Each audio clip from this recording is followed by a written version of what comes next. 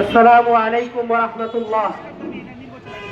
তীব্র গরম এবং দীর্ঘ র্যালির পরে আসলে দীর্ঘ বক্তব্য শোনার সেই মানসিকতা থাকে না। খুব স্বল্প সময়ে শেষ করতে চাই।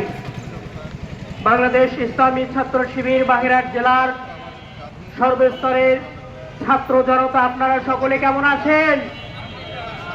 শহীদ মানজারের আত্মার আত্মীয় আপনারা সকলে কেমন আছেন? সকল প্রশংসা সেই মহান রবের, যার একান্ত অনুগ্রহে আজকে বাংলাদেশ ইসলামী ছাত্র শিবির বাগেরহাট জেলা শাখা অত্যন্ত নান্দনিক এই র্যালি এবং র্যালি পরবর্তী সমাবেশের আয়োজন করেছেন।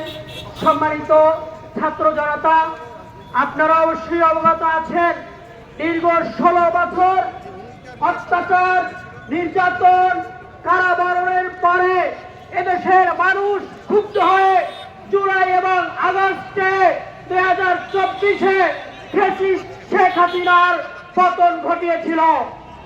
তারই ধারাবাহিকতায় বাংলাদেশ ইসলামী ছাত্র শিবির গত 24 জুলাইয়ের আগস্টের 4 তারিখে বাগেরহাট কোর্টের সামনে যে আন্দোলনের ডাক দিয়েছিল, সেই আন্দোলনের নেতৃত্ব দিয়েছিল বাংলাদেশ ইসলামী ছাত্র শিবির।